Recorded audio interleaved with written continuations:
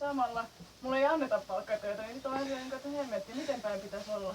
No näinhän se on, joo. Saakin pitäisi olla tässä yhteiskunnassa, että joo, hyvä olla. kyllä. Saisi miellyttää kaikkia. Niin on, mutta ei tarvitse mun mielestä miellyttää kuin itseään. No vähän sama fiilis. Silloin se on aika hankalaa se loppupeleissä, jos itse ajattelee, että tää on se, mitä mä veikkaan, että se johtuu myös siitä, että kun mä oon siis kuitenkin niin vähän aikaa toiminut taiteilijana, mä veikkaan, että ehkä 20 vuoden kuluttua mä osaan ottaa sen asenteen, että screw everything ja everyone, että sitten mä saan oikeesti... Joo, mutta en mä oikein näinkään usko, että kyllä mun mielestä se anarkismi täytyisi kaivaa itsestään esiin mahdollisimman aikaisessa vaiheessa. Jotta se ei jää sinne muhimaan. No niin, se voi olla, että se vaan muhii eikä koskaan kypsy. Se jää semmoiseksi vähän niin kuin kasvun siemeneksi. Kyllä, niin no joo, voi olla se, mutta niin siemenethän menettää voimansa, jos ne eivät saa kosteutta eikä happea. Nimenomaan. Niin niille pitää antaa vähän vettä ja lämpöä. Niin, nimenomaan lämpöä. Niitä täytyy hehkuttaa just tällaisilla työllistymiskokemuksilla. Niin, ja siis se, että mun mielestä niin sekin, että kannattaisi ihmisten miettiä, että mihin kaikki voisi taiteilijoita työllistää. Vetämään kursseja. Kyllä. Malaamaan lippukoppeja. niin.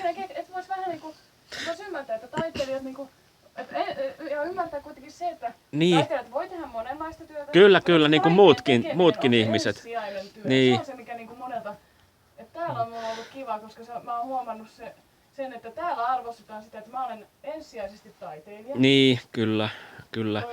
Niin, pitäisikö sitä ajatellakin niin, että taiteilijan palkatessasi sinä palkkaat taiteilija-asennetta? Asennetta, jolla voi tehdä vaikka mitä. Ja vielä vähän eri lailla kuin aikaisemmin on tehty mahdollisesti. Taiteilijoilta löytyy sellainen tietynlainen luovuus, mikä on myös hirveän hyvä. Niin kun, se on niin näppärä valjastaa siis ihan vaikka ja mihin. Niin. Taiteilijat on erittäin siis nerokkaita usein. Niin kyllä, niin kuin ongelman ratkaisijoita. Taiteilijat olisi ihan niin kuin susi hommassaan, se ei yhtään tietäisi. Niin juuri. Taiteilijat osaa tehdä ratkaisuja, joita ei välttämättä edes insinöörit tai jotkut muut niin joo. Niin, varmaan että kun... Taiteilijoilla on erilainen ajattelumalli. Sen mä oon huomannut, siis kaikista taiteilijoista mä oon huomannut, että kaikilla on omalainen ajattelumalli ja osaa toimia. Kyllä. Näin se on. Joo. Joo, tästä... Niin. Miten miten taiteilija voi niinku esitellä sitten sen monipuolisen osaamisensa? Että jos sä teet vaikka puusta töitä, niin samallahan sä oot puuseppä oikeastaan. Nimenomaan. Niin. Jos sä teet valokuvausta, niin samallahan sun on niinku pakko osata tavallinenkin valokuvaus. No se nythän esimerkiksi mun kohdalla on just toi valokuvaus. Niin. Mä olen valokuvataiteilija, mä teen siis taidetta. Niin. Mutta mä esittelen siis, että mä oon esitellyt aiemmin, mä oon ruvennut saamaan siis asiakkaita ihan muustakin valokuvauksessa. Mä teen hääkuvaa ja hautoja ja vaikka mitä. Mutta siis sehän on semmonen, että mä oon pystynyt ne ekat asiakkaat saamaan niillä mun omilla taiteilijanettisivuilla, missä siis näkyy mun taiteilijakuvat. Niin juuri. Mut nyt mä siis oon joutunut tekemään toiset nettisivut, jotka on pelkästään siis valokuvaa. Niin, Siis niin, joo. Tuotekuvia. Niin just joo. Niitä ei oikeastaan taas tuu iskettyä. Niin, sä näet, että se on niinku heikkous, jos sinun työstäsi näkyy liiallinen luovuus.